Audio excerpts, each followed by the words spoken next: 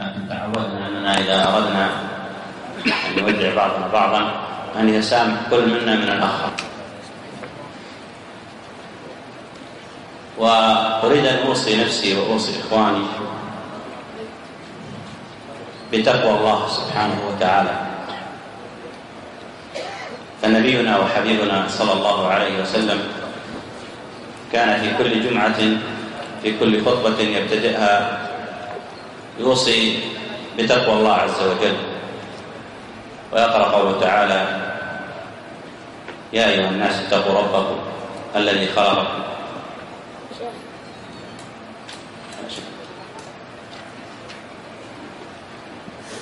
وقوله تعالى: يا أيها الذين آمنوا اتقوا الله وقولوا قولا سديدا، وغير ذلك من الآيات التي فيها الأمر بالتقوى. والتقوى هي فعل ما أمر الله سبحانه وتعالى واجتناب ما نهى الله سبحانه وتعالى عنه، وأن تكون وفق الدليل الشرعي. فإن البدع يرون أن يتمسكون في بدعهم تقوى، وهم في خلاف ذلك، لأنهم لم يوافقوا الدليل الشرعي، وإنما أحدثوا في دين الله عز وجل وجعلوا هذا المحدث دينا، يظنون أنهم قد اتقوا الله عز وجل التمسك به والعياذ بالله، وهم ازدادوا عن الله بعدا. والتقوى تحتاج إلى صبر. يا أيها الذين آمنوا اصبروا وصابروا ورابطوا واتقوا الله لعلكم تفلحون. فلا بد من الصبر على طاعة الله والمداومة عليها والاستمرار عليها حتى يأتيك اليقين الموت. والصبر عن معاصي الله عز وجل بمنع النفس وحجزها عن معصية الله عز وجل خوفا واخلاصا لله. والصبر على أقدار الله سبحانه وتعالى، والذين إذا أصابتهم مصيبة قالوا إنا لله وإنا إليه راجعون. والصبر لا بد أن يكون بتقوى،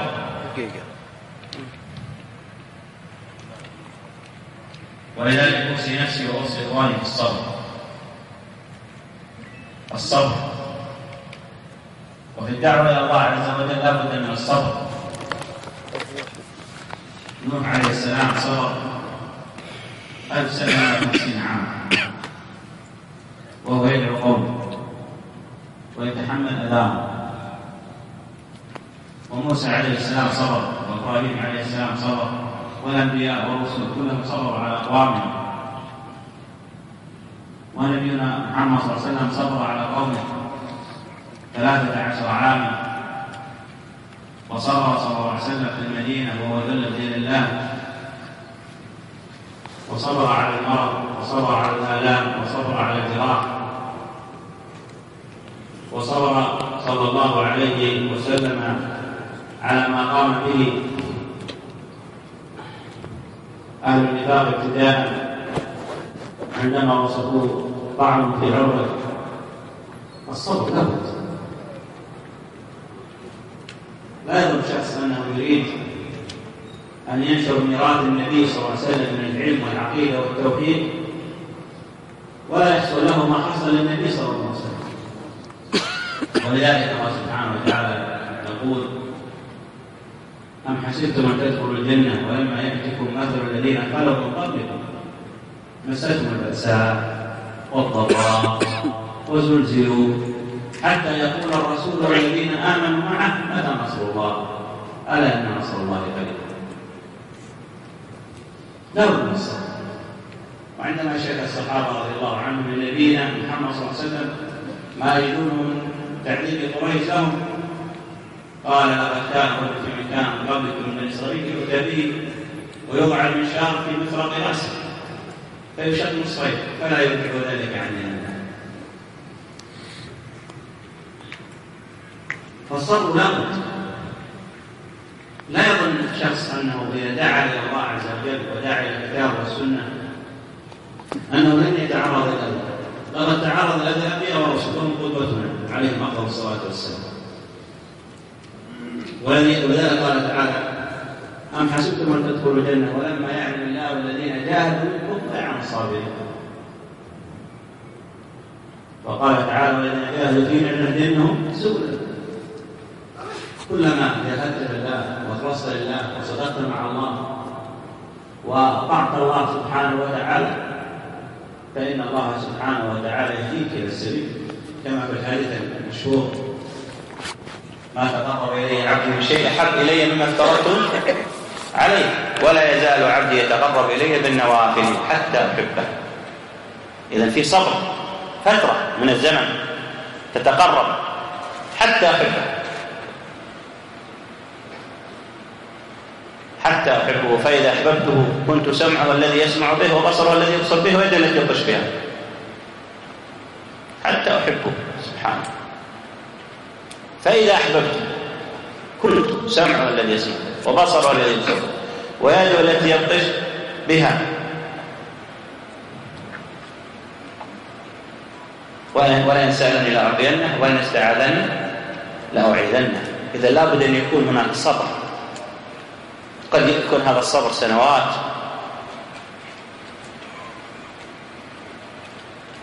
عكس أن أثناء هذه السنوات أن تتعبد إلى الله: وما خلقت الجن والإنس إلا ليعبدون. فلا بد من الصبر. ولذلك الله سبحانه وتعالى قال: بسم الله الرحمن الرحيم: والعصر إن الإنسان لفي خسر إلا الذين آمنوا وعملوا الصالحات وتواصوا بالحق وتواصوا بالصبر. لا بد من الصبر للاستمرار على الحق، لا بد من الصبر للاستمرار على الدعوة، لا بد من الصبر لمواجهة الأذى الذي يلحق المسلم.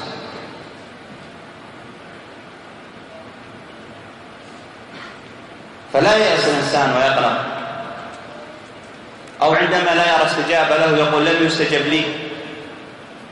هذا بينها النبي صلى الله عليه وسلم، كما في حديث ابن عباس: عرضت عليه الأمم فرأيت النبي معه الرهط والنبي معه الرجل والرجلان والنبي وليس معه أحد.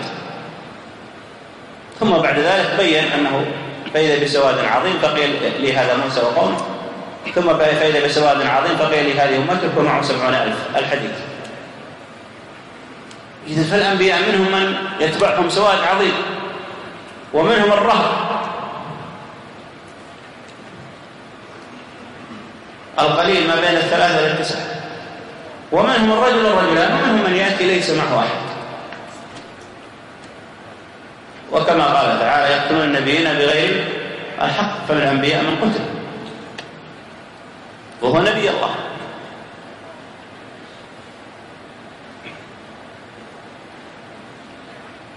إذن الإنسان لا يضيق صدره يا إخوان، لكن في نفس الوقت يجب عليه أن يلتزم بالالتزام بالأمور الشرعية حتى يكون صبره شرعيا، أي لا يكون فظا غليظ القلب ثم إذا انفض الناس من حوله قال: الصبر يأتي النبي وليس معه أحد. أيضا مين معقول هذا؟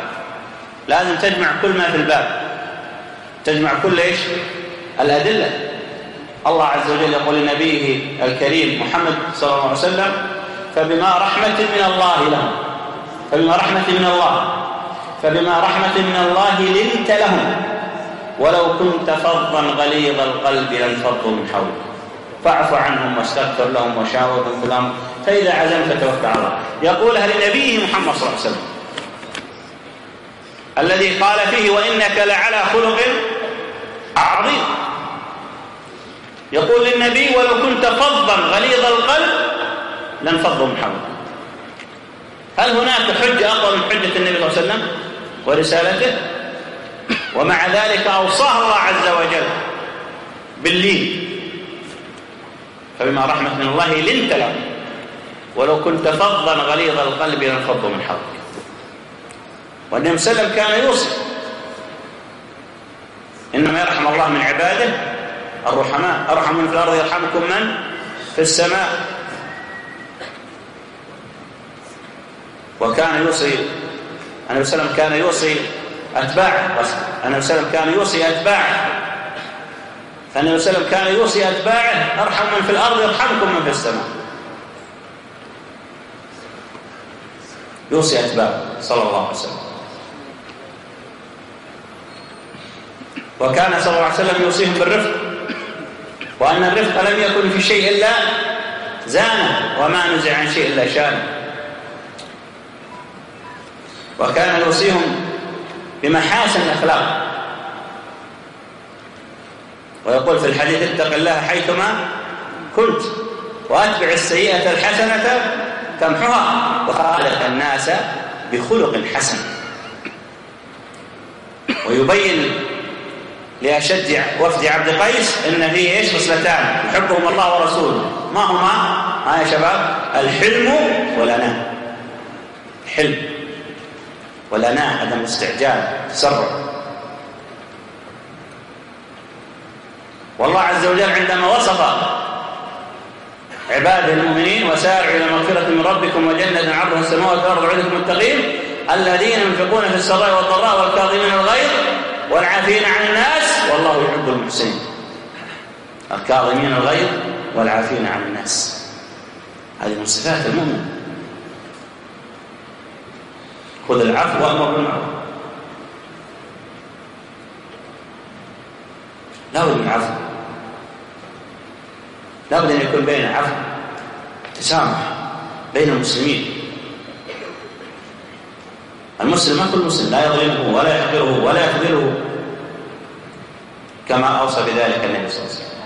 لا بد أن يكون بين تواصي على المحبة، وتواصي على التواصل، وعدم التدابر، وإفشاء السلام فيما بيننا. ولذلك لا بد أن يكون بين الدعاة إلى الله عز وجل بالمنهج السلفي بمنهج الكتاب والسنة ودعوة التوحيد أن يطبقوا ما ورد عن السلف في هذا الباب، أن يتطبق ما ورد عن السلف في باب العقائد، وفي باب النوقف من البدع وغير ذلك، وهذا مطلوب.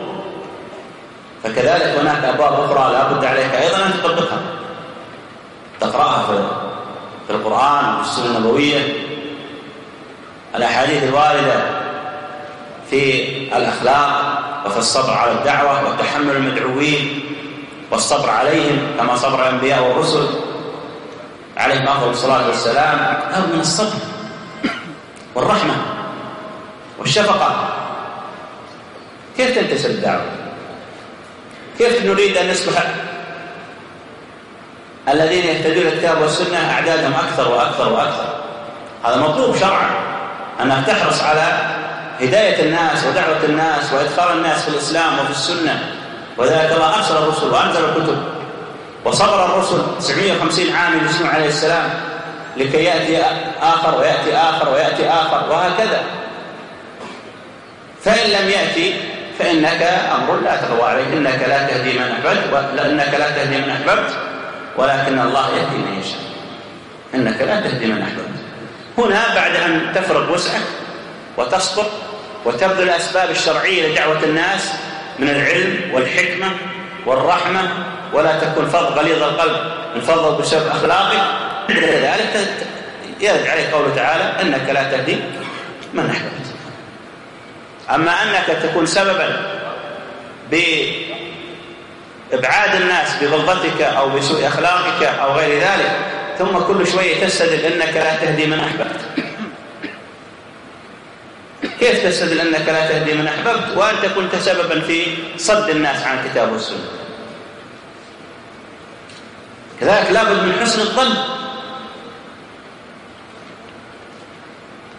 الخطأ يرد على صاحبه ويبين، ومن نشر خطأه نشر الرد عليه، لأن دين الله محفوظ ولا بد أن يحفظ.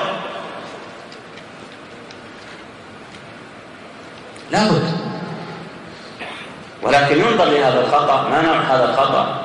حصل خطأ بين السلف، حصلت ردود بين الصحابة رضي الله عنهم، ما حصلت، لكن في أي إطار انظر إليه. ما هو الخطأ الذي فيه مفارقة وفيه تحذير؟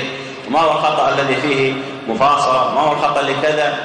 الحمد لله كتاب موجود والسنة موجودة، وكتب السلف ألفت في هذا الباب وهي كثيرة جدا، وشيخ الإسلام ابن تيمية فصل في هذا الأمر وغيره من العلم، ما عليك إلا أنك تدرس هذا الباب خلاص. ثم في مسألة مهمة، وهي أنك لا بد أن تحرص على جمع السلفيين وعلى توحدهم وعلى توادهم وعلى تحابهم وعلى قوة دعوتهم وعلى كثر جمعهم. تحرص على أنهم يكثرون ولا يقلون، يقوون ولا يضعفون. ما تكون سبب في ضعف السلفيين في بلدك، ولا تكون سبب في تفريقهم، ولا تكون سبب في إضعاف دعوتهم، ولا تكون سبب في إثارة الشحناء بينهم. بالعكس، أن تكون سبب في تأليف قلوبهم.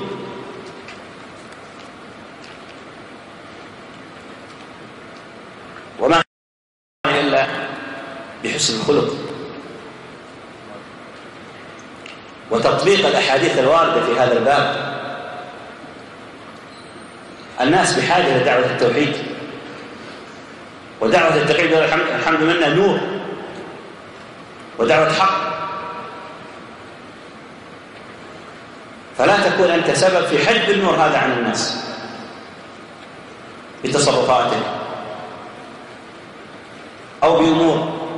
الإنسان يخاف الله عز وجل أن يكون هو السبب في إبعاد الناس عن دعوة التوحيد.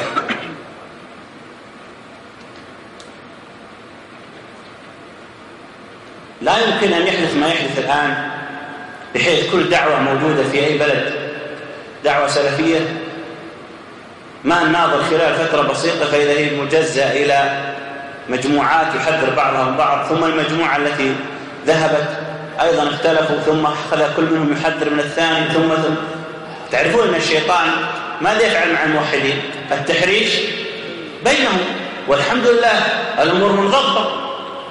نرجع إلى الكتاب والسنة ونرجع إلى طريقة السلف في التعامل مع الخلاف، وكيف كان إذا وقع الخلاف بينهم كيف يتعاملون معه، وكيف كان يتعامل الصحابة مع بعضهم بعضا. لا الحمد لله الأمور ليست غامضة، وإنما واضحة لمن كان صادقا ويريد ما عند الله سبحانه وتعالى.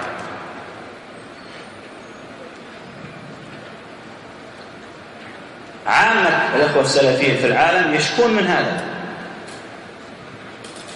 يشكون أنه تحدث بينهم فرقة وخلافات وتحذير وإضعاف للدعوة فيما بينهم ونقص المنهج السلفي.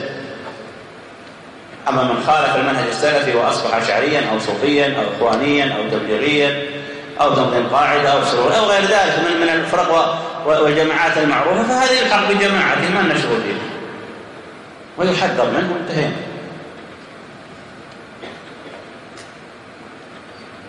ثم يجب علينا عدم الظلم، لا تحمل عبارة أخيك ما لا تحتمل لكي بعد ذلك توصله إلى أنه وافق مبتدع كذا لكي تسعد نفسك أنك لم تتكلم فيه ظلما. لا، اتق الله عز وجل. ثم يا أخي ليه ما يكون بيننا تواصل؟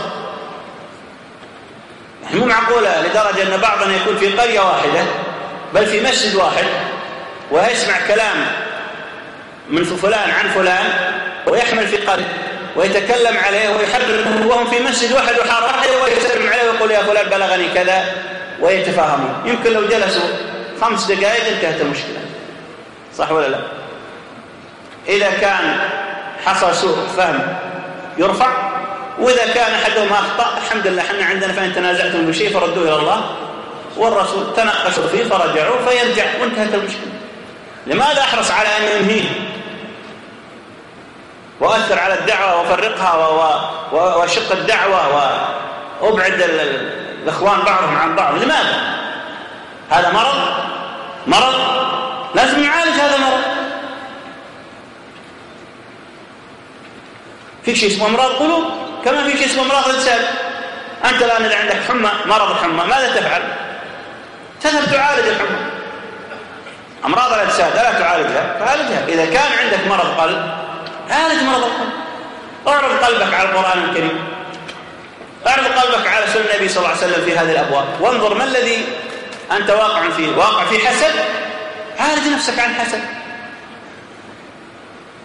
واقع في مرض سوء الظن وتأويل الكلام دائما والحمل على المحمل السيء من إخوانك، عالج نفسك، اقرأ القرآن وارق نفسك واقرأ في الأحاديث وكذا واستغفر وتوب واكثر من الدعاء، عالج نفسك، لكن لا تجعل مرضك هذا أصل،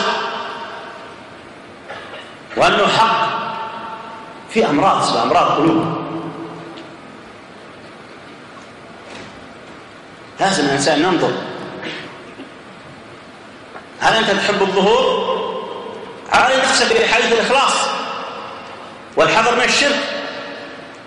يقول الله عز وجل في القدس: أنا أغنى الشركاء عن الشرك، من عمل عملا أشرك به معي غيري تركته وشرك. عالج نفسك. وذاك النبي صلى الله عليه وسلم قال: تعس عبد الدينار، تعس عبد الدرهم، تعس عبد الخميصة، تعس عبد القطيفة، تعس وانتكس، وإذا شيك فلم تقف. إن أعطي رضي وإن لم يعطى سخط. هذا الحديث إن أعطي رضي وإن لم يعطى سخط يجب أن تنتبه له ولا هو. إن أعطي رضي ليس فقط أن يعطى مال، بعض الناس يعطي مال رضي وإن لم يعطى سخط وظلم واعتدى. بعض الناس إن لم يعطى جاه سخط واعتدى. بعض الناس يريد جاه، إذا لم تعطيه الجاه يسخط عليه. بعض الناس يريد أن تصرف وجوه الناس إليه، فإذا لم تصرف بسببك أخذ يحذر منك ويسخط ويبحث عن الأمور ويؤولها لكي يوجد نفسه مبرر في الحديث فيه. الإخلاص الإخلاص الإخلاص. ما فائدة أعمال كالجبال لا إخلاص فيها؟ لأن أشركت ليحبطن عملك، ما فائدة. الإخلاص يا إخوان. إن أخوف ما أخاف عليكم الرياء، يقول النبي صلى الله عليه وسلم. أخوف ما أخاف عليك بالشرك الأصغر، يقول صلى الله عليه وسلم. فسئل عنه فقال إيش؟ الرياء. أخوف ما أخاف، يقول للصحابة رضي الله عنهم: أخوف ما أخاف عليكم الشرك الأصغر. فسئل عنه فقال الرياء. يزين عمله، يزين صلاته. فيا إخوان، أوصي نفسي وأوصيكم بتقوى الله عز وجل والحفاظ على هذه الدعوة العظيمة واحترام العلماء وطلبة العلم ممن لهم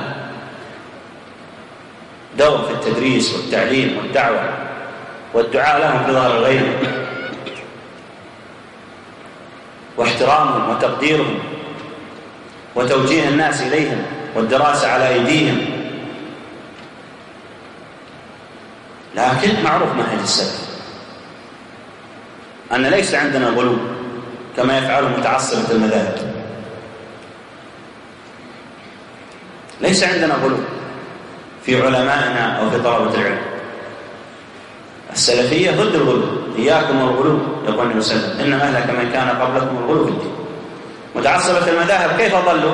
غلوا، فقدموا أقوال أئمتهم على قول الله وقول رسوله صلى الله عليه وسلم. أتباع الأشاعرة غلوا، فقدموا أقوال الأشاعرة الباطلة على أقوال أئمتهم. أتباع الإخوان المسلمين حسن البنا وغيرهم، أتباع التبليغ، أتباع تنظيم القاعدة، أتباع كذا، غلوا. فنحن لا نقع بالغلو، نتعامل بالدليل والحجة والبرهان مع الاحترام والتقدير للعلماء والتأدب معهم وطلبة العلم. لا بد كما حاربنا الحزبيات الموجودة في التراث وفي الإخوان المسلمين سواء بكل فروعهم،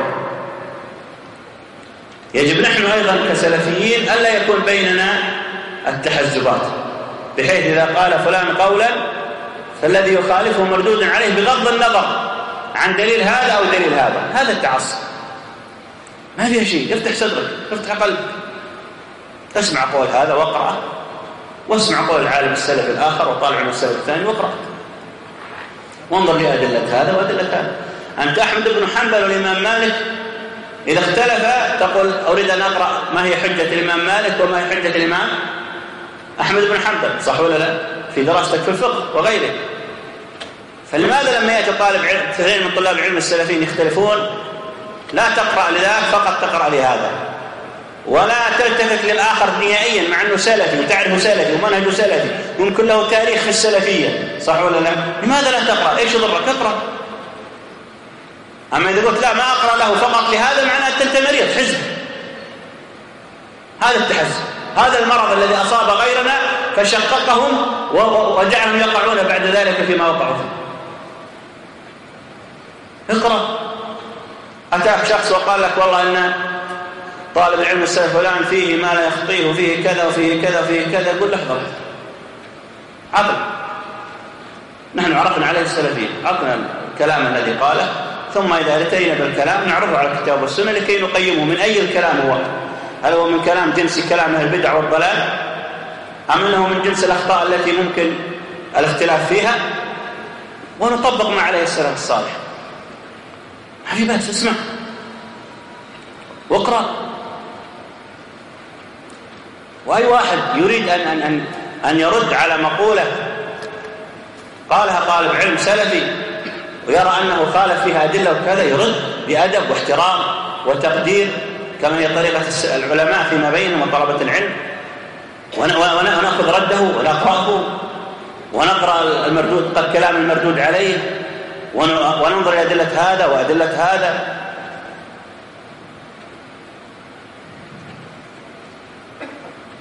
واضح ولا لا؟ إذا أردنا أن نحافظ على هذه الدعوة يجب علينا ألا نقع في العلل التي وقع فيها غيرنا مما أدى إلى إيش؟ إلى أنهم أصبحوا أحزاب وحزبيين. أنت تنادي تقول هؤلاء حزبيون يقدمون أقوال الرجال، يجيب لهم الأدلة في الدعوة وهم يصرون على كلام حسن البنا وعلى كلام سيد قطب على كلام العودة وفلان وغير من الرجالين ايش كثرهم والسرورين والتبليغ، ونجيب لهم الأدلة. طيب حتى أنت كسلفي إذا حصل خلاف بين السلفيين أيضا لازم تسمع الأدلة، اسمع دليل هذا ودليل هذا وانظر. احنا ما عندنا تعصب وتقليد أعمى، احنا بنربط الناس بكتاب ربنا وسنة نبينا محمد صلى الله عليه وسلم ونمشي من الدنيا. الواحد لا يحب أن الناس فقط لا تعرف إلا هو ولا تصبر إلا عنه هو، هذا مريض.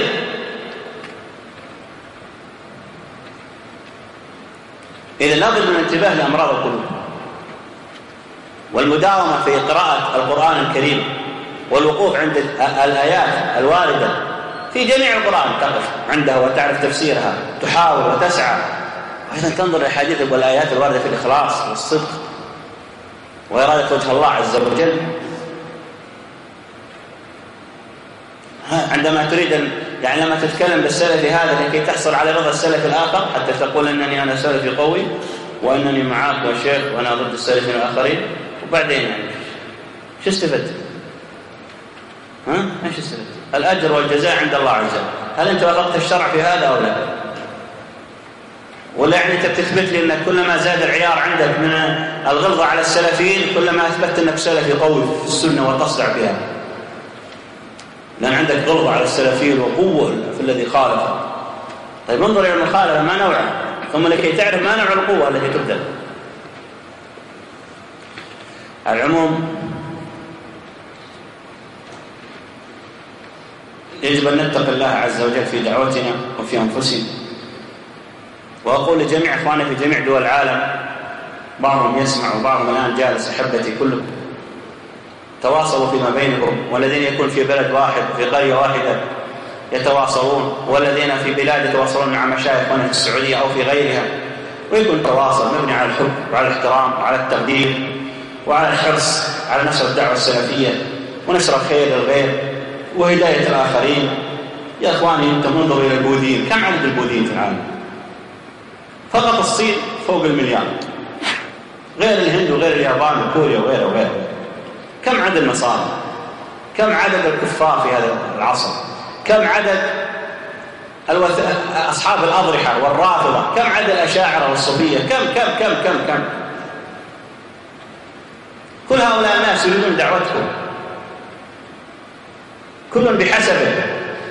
أنت تأتي يلا نحصل السلفي ندور هدورة، وإذا لقينا أن سلفيين منطقة فرحنا بهم، فإذا هم منشقين نصفين، واحد عنده 2 وهذا عنده 2 وكلهم سلفي. يا جماعة نتق الله عز وجل. أنت ما تنظر الكرة الأرضية البشر كيف رايحة. البشر ما بين بوذية وما بين نصارى، ما بين يهود وما بين صوفية وما بين شيعة وما بين شاعرة، وأنتم سلفين جالسين بقرية وشقيتوا نصفين، وهذا يحذر من هذا وهذا يحذر من هذا، وكلكم على نفس العقيدة وعلى نفس المنهج، بس اختلفتوا بأشخاص معينين. أنت ليش تمدح وأنا ليش أذمه، وأنت ليش أذمه وأنا ليش أمدح، مع أننا اثنين متفقين على أن الخطأ خطأ سواء من هذا أو من هذا، صح ولا؟ لكن بما أنك كذا، إذا واحد يحذر من الثاني، واحد يهدم الثاني، وواحد لأن بدأت تتشطر الدعوة السلفية وتضعف في كل مكان. يا أخوان السني غريب، يا أخوان اتقوا الله، نتقوا الله في أنفسنا. السني غريب، بدأ الإسلام غريبا وسيعود غريبا فطول غريب. والغرباء إذا كانوا 2 غرباء في وسط هذه الجموع من أهل الأهواء والضلال أو الكفر والوثنية والنصرانية وغيره، يجب على الغريبين هؤلاء أن يتحدوا ويتحالفوا. هذا ما أردت بيانه، وأسأل الله بأسماء الحسنى والصفات العلى أن يحفظ هذه الدعوة العظيمة، وهو حافظ لها سبحانه. قال سبحانه: إنا نحن نزلنا الذكر وإنا له لحافظون. وأسأل سبحانه وتعالى أن يحفظ دعاة التوحيد والسنة من كل سوء، وأن يحفظهم رحمك الله. أسأل الله عز وجل أن يحفظ دعاة التوحيد ودعاة الكتاب والسنة من كل سوء، أن يحفظهم بحفظه، وأن يسدد رأيهم، وأن يوفقهم، وأن يؤلف بين قلوبهم، وأن يجمع كلمتهم على الحق، وأن يكفيهم شر أنفسهم وشر الشياطين الإنس والجن، وأن يرد كيد من أراد بالسنة وأهلها شرا، أن يرد كيد في نحره، وأن يجعل تدبيره تدميرا له، وأن الله ينشر هذه السنة ويعزها ويعز أهلها. وآخر دعوانا الحمد لله والصلاة والسلام على رسول الله.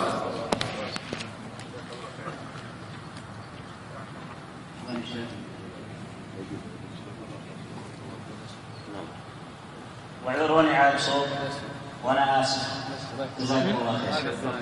أسئلة يا شيخ؟ لا والله وراي سفر.